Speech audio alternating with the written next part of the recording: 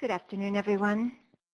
My name is Kathy Nickham. I'm the Education Director for the DPC Education Center. And welcome to our December webinar on coping with the holidays and the pandemic. We had all hoped that the pandemic would not still be with us today when we were first planning this months ago. But it is still here, but there is certainly hope for the new year coming. As a reminder to you, during our next hour, your lines are muted, but throughout the webinar, you can type questions in the chat box, and there will be times where our speaker will be asking you questions, and you'll be asked to type your responses in the chat box. And so we hope you're able to do that. And within a week, we will be having the recording available. The slides will be posted on our website, and we also encourage you right after this program to leave comments, your feedback on the feedback form that will come up on your screen.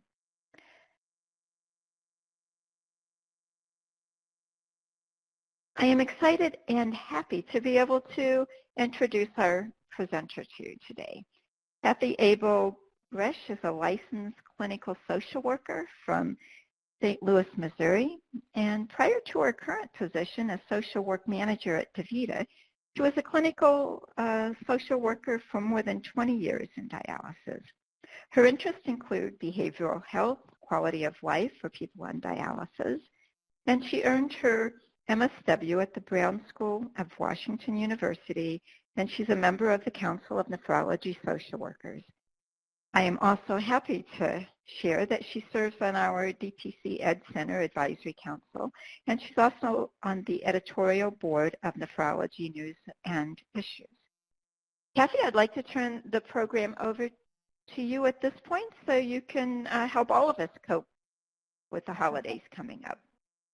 Thank you, Kathy. As you said, it's such almost a surreal topic to be presenting today because I never would have imagined such a title that I would be presenting, but here we are.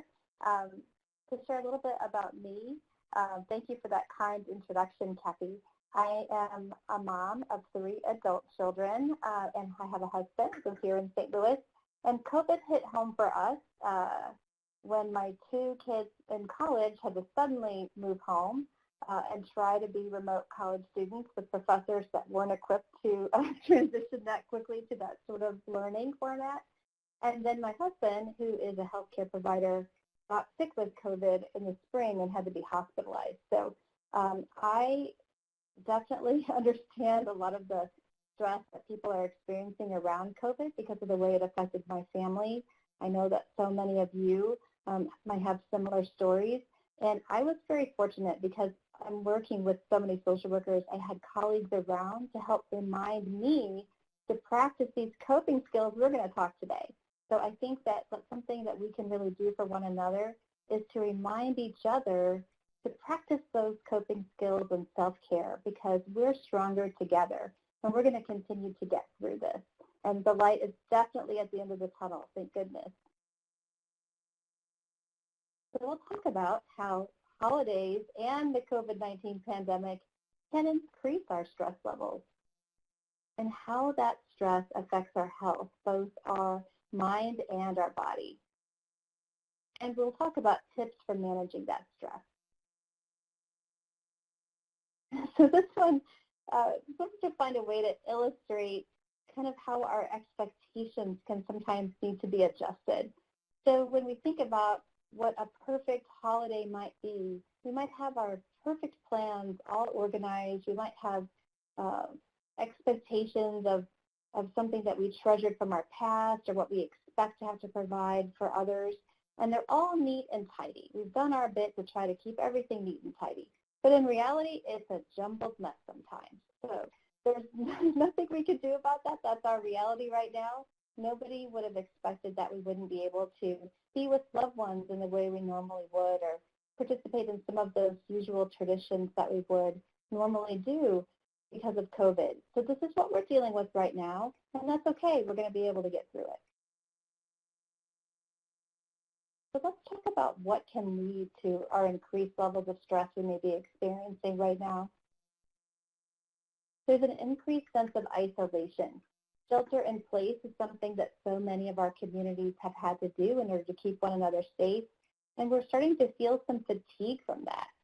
Initially, we were just thinking it could be a short-term thing, but we found that we're still here, and in some communities that had relaxed the shelter-in-place requirements, they're needing to enforce them again because COVID rates are going up. So that's taking its toll on us. Being concerned about our health, not just our own health, but the health of our loved ones, especially when you have a chronic condition like end-stage kidney disease. You have to be especially aware of keeping yourself safe, infection control, and so having this heightened sense of alarm around what COVID germs might be out there, that can take its toll on us as well. So many people are having financial worries. They might be personally financially worried about their situation, but also around our communities. We're seeing so many businesses that have been affected by COVID. We might have friends, neighbors, or family members that are experiencing employment issues because of it, and that's lingering. And this prolonged sense of worry can really take its toll. Normally, if there's a crisis, we have kind of a shock to our system. We might have a lot of stress around that experience, but it's short-term and it resolves. Right now, we are in this prolonged state of worry around the COVID-related concerns I've mentioned here, and that can have an effect on how our bodies are reacting. And it contributes to a sense of grief and loss. And grief and loss isn't just around losing a loved one to death, but it can be grieving something that you were expecting. I know my personal family was grieving a special trip we had planned for quite a long time that we were so excited about. My son was supposed to graduate from college, and we had all these plans to go to his graduation. It's just one more thing. I'm sure you all can think of some things that you experienced as well that really make us grieve. And that sense of loss is something that affects us even if we're not consciously thinking about it. And when it comes to the holiday schedule, I know from my many years of working in the dialysis center, we ask a lot. We have to accommodate treatment schedules that are a little bit different around the holidays because of days off. So people who would normally have to come, who would have their weekends off, might have to come to dialysis on a Sunday or make other changes to their dialysis treatment schedule. And that can be stressful personally. Keeping up with that kidney diet can be especially challenging during the holidays. There might be more alcoholic drinks around. There might be more non-friendly food, kidney-friendly foods around that you might be tempted to eat. So just having to think about what's safe, enjoying yourself, and balancing out with what's safe for you can be stressful. Family dynamics and pressures to meet others' expectations can certainly be stressful. I know when my kids were little, I felt a lot of pressure to keep everybody in the extended family happy. They all wanted us to be with them on the special holidays, and it can be very hard. It's not always possible to do that. So you might be feeling pressure to participate in social or family celebrations where you don't feel it's appropriate because of COVID precautions, or you just feel too tired or you're not really up to it. Those sorts of things can sort of come to head at this time of year seasonally. And that stress about maintaining past traditions, things that we always wanted to do, things that make us feel happy, things that make the holiday meaningful to us from our past, we might feel pressure to keep producing them, to keep those traditions, and it may not be possible now because of COVID. So let's talk about how stress can affect us physically. Aches and pains can certainly result from stress. Think about yourself right now. Are you experiencing any muscle tension? Are your shoulders relaxed? How does your jaw feel? When we're feeling stressed, we might have headaches, stomach aches. That muscle tension can hit an all-time high. And just taking a moment to notice it can help us relax and deal with it. We might experience changes in our appetite, maybe eating too much or maybe eating not enough.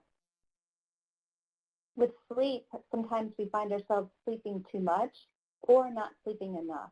And having too much sleep or not enough sleep can certainly affect how well we're able to function the next day. And you might experience changes in your sexual function or interest. Stress doesn't just affect us physically, it also affects us emotionally and cognitively. We can experience poor concentration, forgetfulness, a lack of motivation. You might feel down or depressed. You might find yourself less interested in things that you would normally enjoy, feeling more worried or anxious than usual, which says a lot when we've been under so much strain because of COVID.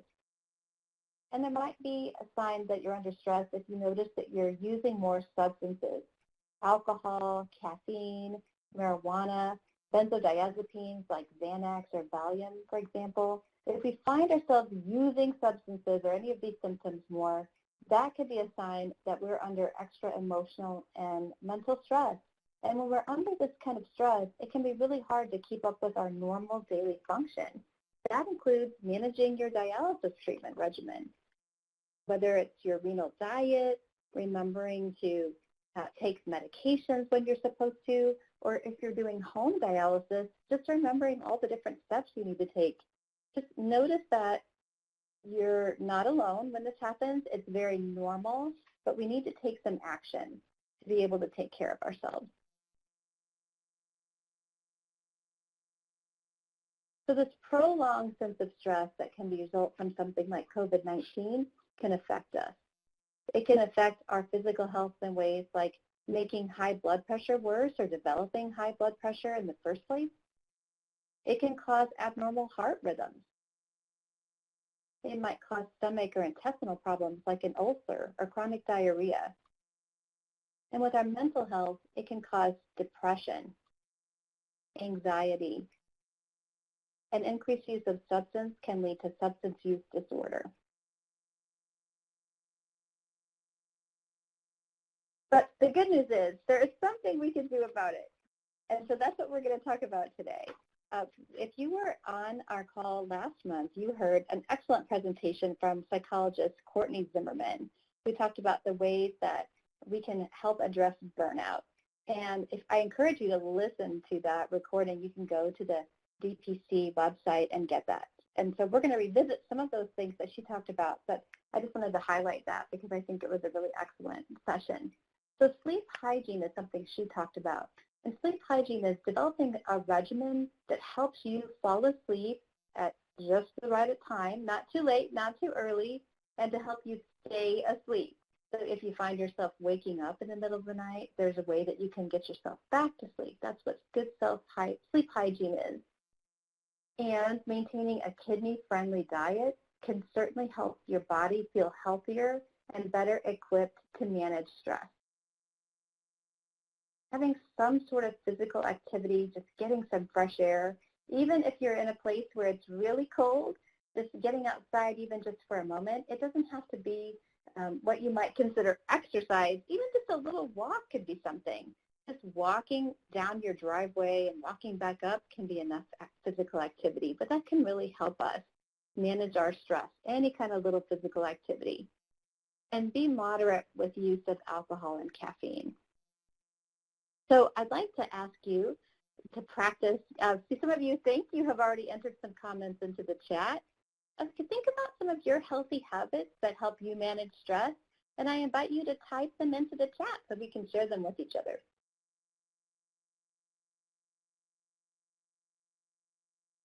Ooh, I can see lots of people are typing. That's great. Dog walks, yes. Ooh, long distance walking and biking, mindfulness and prayer. Wow, walking a few miles every morning. Practicing a hobby, yes, absolutely. Love it. Ooh, playing piano. I'm very fortunate that I have musicians in my family, so when they're playing music, I get to listen. Writing poetry and adult coloring books, yes. Spending time with pets, journaling. I love it. You can feel free to keep them coming. as we keep on going. Love it. And you'll see some of these tips reflected in some of the future slides, so that's fantastic. Cleaning and talking to loved ones. Yes, doing something productive. Fantastic. All right, so this is, I think you guys are doing this presentation for me right now. So activities to reduce stress, we've seen some of these, and I'd love for you to keep them coming. Mindfulness is one, prayer or meditation, finding ways to connect with others socially. I can see FaceTime in the chat. Even if we can't be together in person, we can be together by the phone, we can send text messages to each other, we can use Zoom or FaceTime, some sort of way to see each other. That's so fun. I never would have thought I would find that very meaningful since I have to be on so many WebExes for work, but I can tell you it's been fantastic to be able to do that with our family and friends.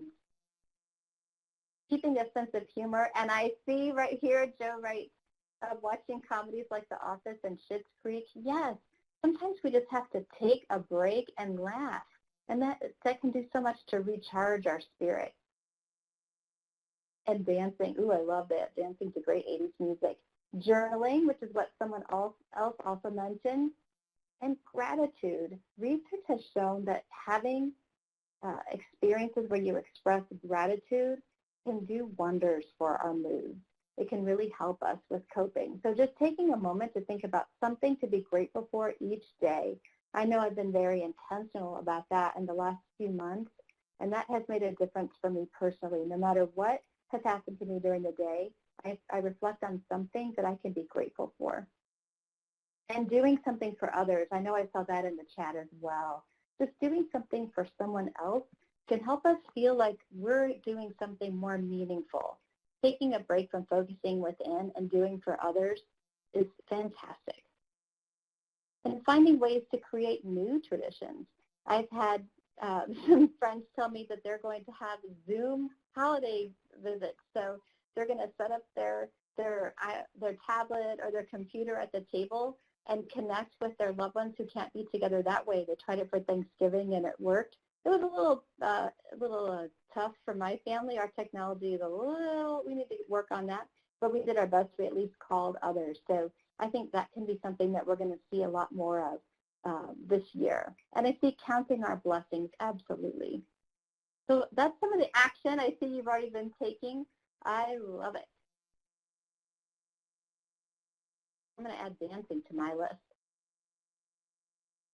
Something that psychologists and social workers often talk about is reframing, or cognitive restructuring is a fancy way to say it, but it's a way that we can manage our negative thoughts.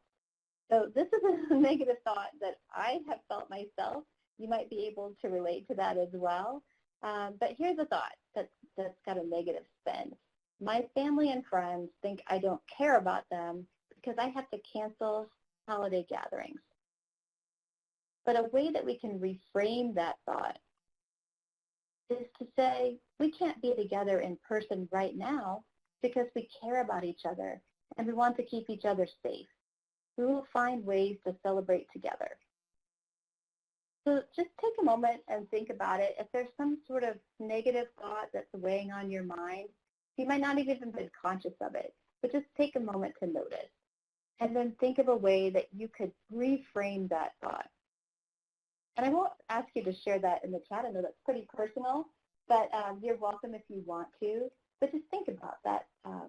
If you find yourself dwelling, I know sometimes when we're feeling down or under stress or extra worried, thoughts can start to ruminate and become negative.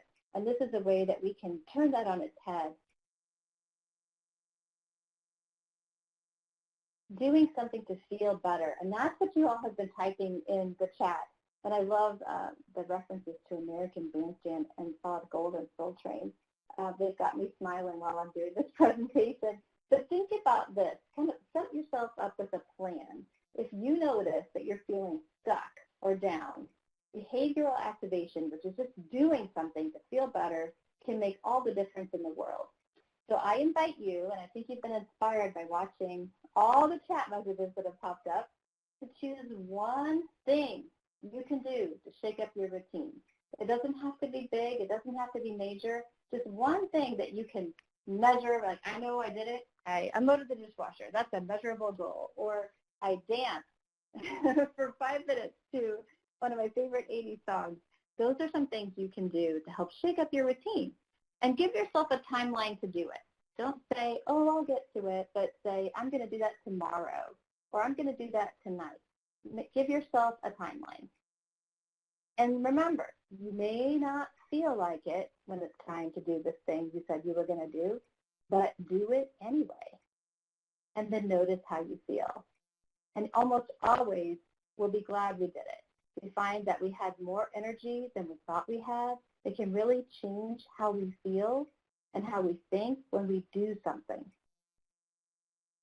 So take action. I'm going to invite you now to share a commitment. What is something, some small thing that you could do, but it isn't what you're doing today.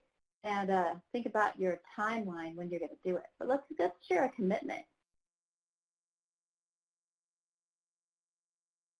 My commitment is going to be dancing. We'll see how my family reacts to that one, but I think they might get a kick out of it. I'm more of an Elaine from Seinfeld kind of dancer, if anybody watched that show. Think about some actions, and if you'd like to, pop them in the chat. Yoga. Ooh, I love that. Cooking more as opposed to eating out. That's fantastic. It's healthy and economical, and it's fun. And I'm so glad you mentioned yoga, because I downloaded a free yoga app. I keep telling myself, I'm going to do that someday. So you've got me inspired, Joe. I'm adding that to my list. I'm going to do it on Saturday. I'm going to make myself a commitment. Taking time to read books. Love it. Exercising. Ooh, increasing miles. So adding to your exercise. Fantastic.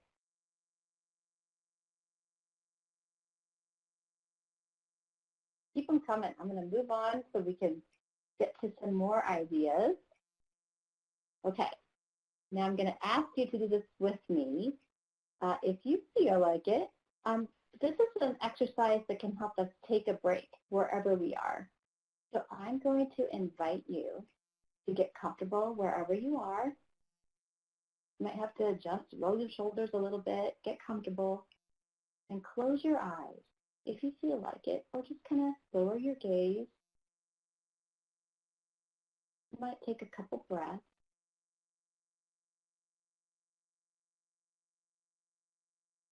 Okay. Now I invite you to think of a place where you felt happy and at peace.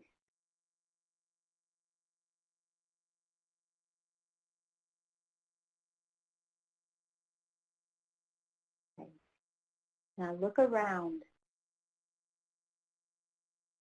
Where are you? What do you see? What sounds do you hear? What do you smell? What do you feel on your skin?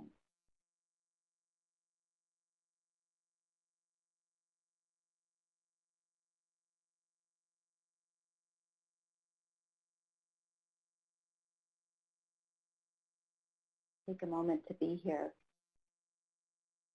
Soak up all those sights and sounds and feelings.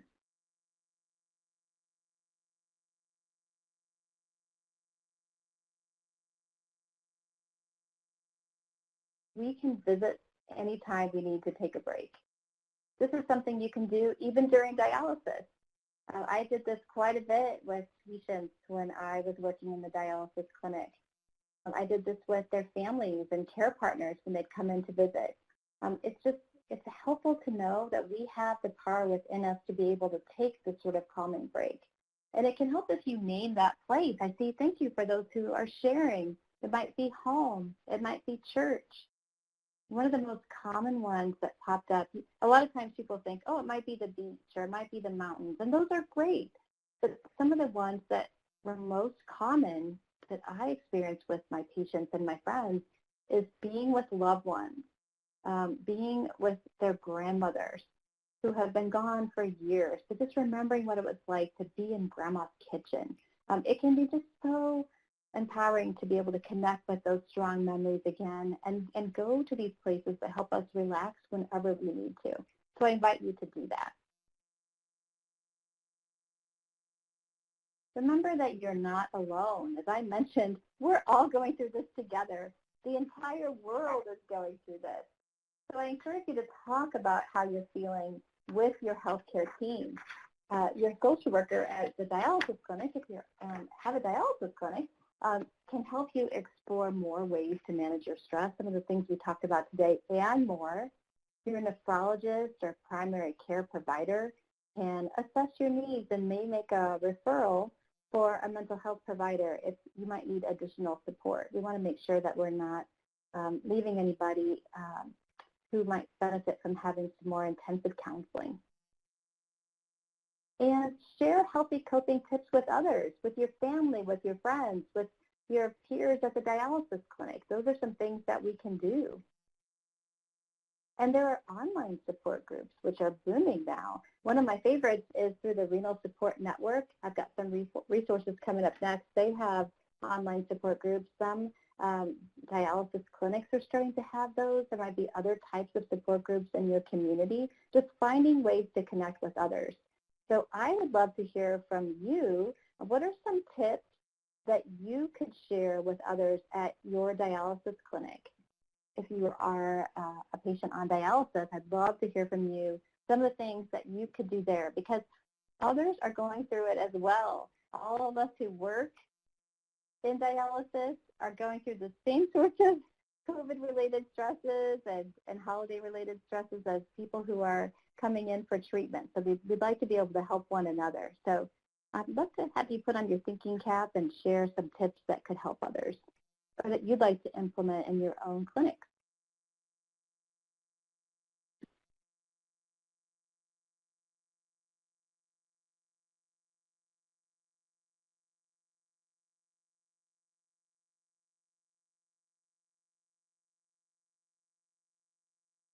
While we're waiting for some comments to come in, I can share some that I have been hearing about over the past couple of weeks. There was a dialysis clinic where everybody had little stockings made out of paper, colored paper, and they wrote something they were grateful for, and they taped it up on the bulletin board. So everybody could see what each other was grateful for. I've heard of some where they're sharing special family traditions, playing music that's important to them, decorating, inviting people to share what they are going to do over the holidays, some of those different family traditions that they enjoy. It's fun to be able to learn from others what their cultures are and get ideas as well.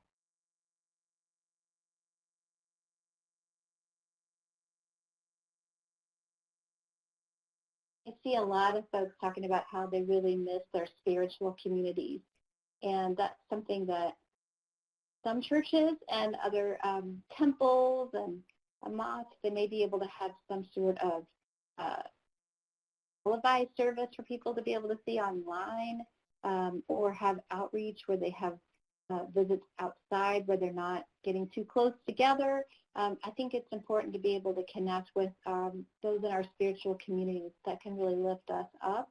And if you are interested in ways, I'd check out with your community and talk with your social worker about that as well, because there are some ways we can explore how we can help people find others who have similar interests and share that. So we're going to encourage you to think about how you can take action and share some of these tips with others.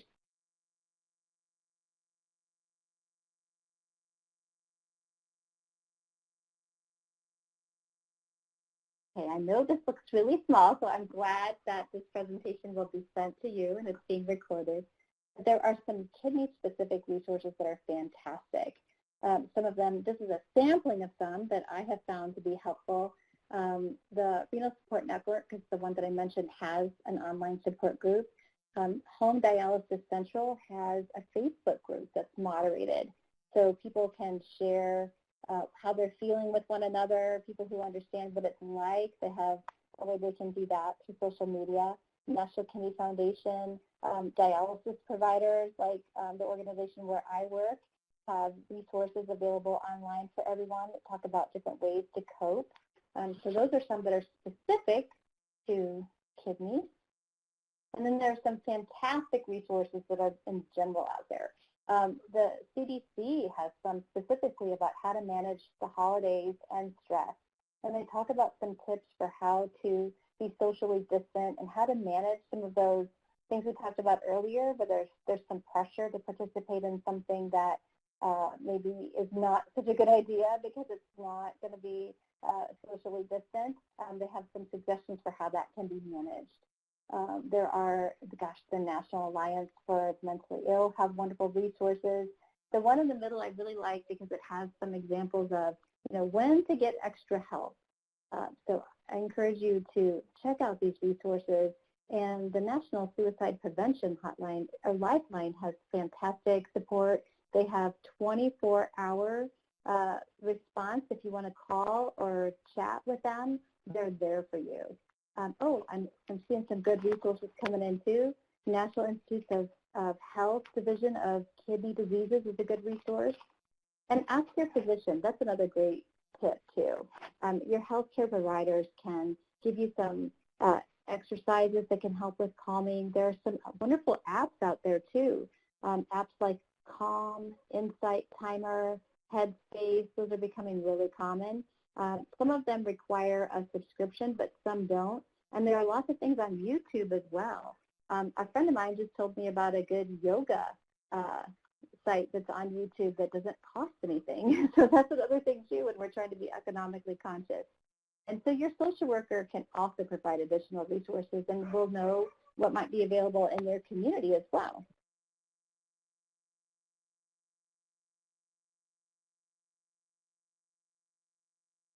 Yes, free mental health helplines. There are some that are toll-free that are national, and there are others that are in your local community.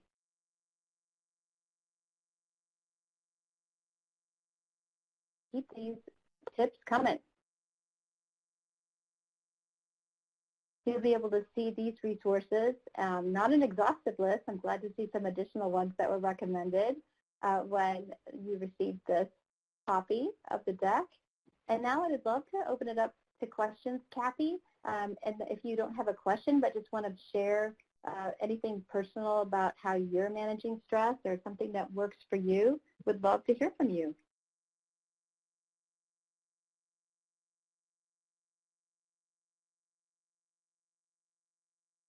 Thanks, Kathy. I did take a moment to get unmuted there. And thank you for all the ideas you shared and all the information. And I also appreciate everyone sharing ideas and responses in the chat box. This has been a great hour with adding that feature. I personally am learning to play the piano. I took lessons years ago, and so one of my ways of relaxing is to be able to go in and play my new digital piano. So that's sort of a different. So, and I also recently moved to Florida, and I have a swimming pool that gives me such great calmness and peace that I get into whenever I can. So those are great ways that, those are my ways of relaxing, and I'm still trying to decide what new behavior I'm going to start doing. That's okay. Sometimes we need to think about it.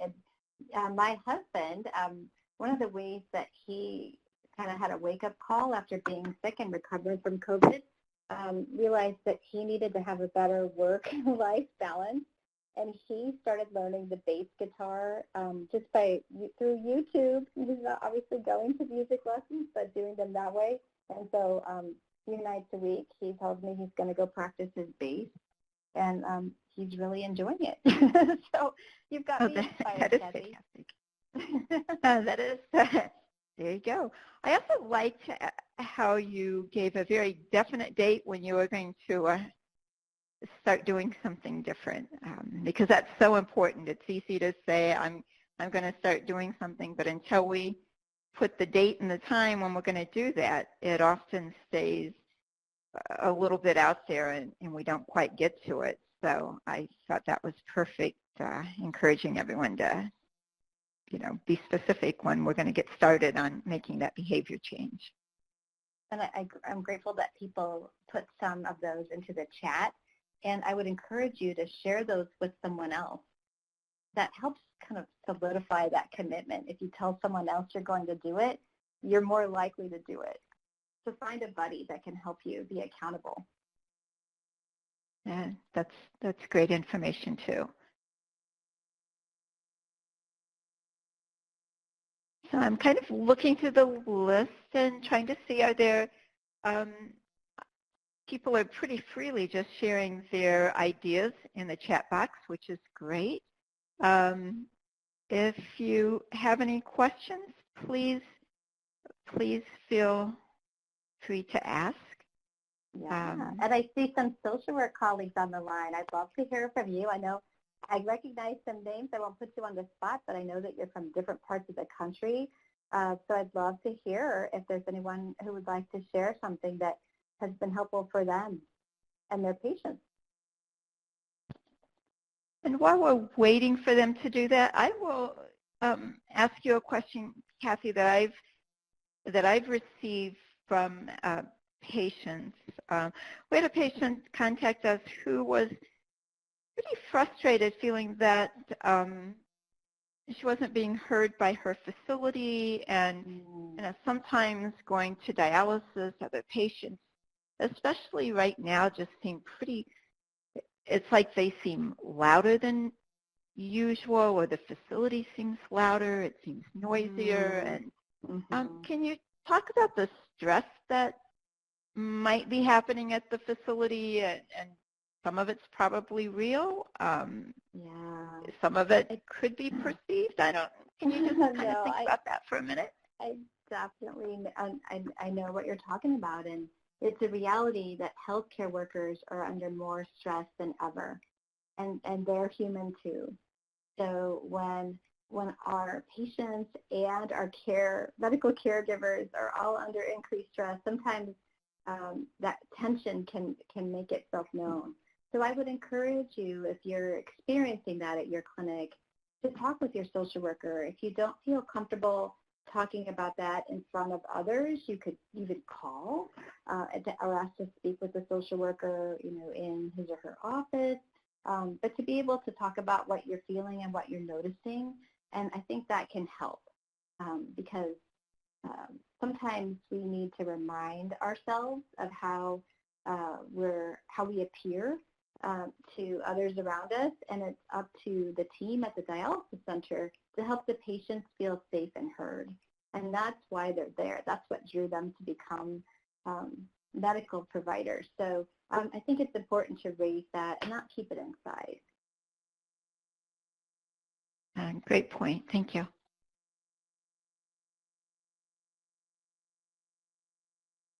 One of the things that I heard from one of our past speakers on humor and laughter was sometimes just putting a smile on your face as you walk through the unit, or sitting in the waiting room, or if you're out someplace, or even in your car and you see someone looking at you from another car, is just smiling, both the effect that it has on ourselves when we smile, as well as usually the response we'll get from somebody else who sees us smiling, and the effect it has on them. That's right. Emotions are contagious, both good ones and negative ones, and smiling can definitely help lift ourselves and others up. And I'm seeing some things that make me smile. I'm seeing some tips that are coming into the chat. Animal videos. Oh, yes. Cats, dogs, and babies. That's the only reason I'm on social media, really, so I can see other people's dogs, cats, and babies. Cute things. Vernon says, take a drive to see the holiday lights. I know in my community, people put their lights up way earlier than usual, and people that didn't normally decorate their houses are doing that. And I think it really is a light in this darkness. Things have been so bleak that those lights really do help lift our spirits. And I went for a twilight walk. I bundled up in lots of layers. It's cold in St. Louis. And I was really kind touched by the community spirit that I noticed, and it really helped me feel more energized when I got back home after taking a little walk. Complimenting someone, that is a fantastic example of something we can do for others that makes us feel good and makes them feel good. We don't do that enough. Writing notes to nursing home residents, that's fantastic too. Reaching out to others who are really isolated, especially people who are living in residential facilities. They don't get to have the visitors they normally would, and it's so hard on them and their families. So taking time to write notes and cards can make such a difference for them. Doing something for others can definitely help us manage our own stress. And reminding ourselves to keep that positive attitude. And sometimes we need to remind each other to do that with our loved ones. I know my family can help notice when I'm feeling a little bit negative. They remind me and point it out to me, and I kind of reset myself. We're all human. We're all experiencing this, but there's something we can do about it. That's the good news. Oh, rereading childhood classics. I loved reading Nancy Drew too, Ryan. That was something I liked to read when I was a kid. My daughter just started rereading Harry Potter. She's kind of losing herself in that. That's how she copes with her final exam stress as a college student living at home with her mom and dad.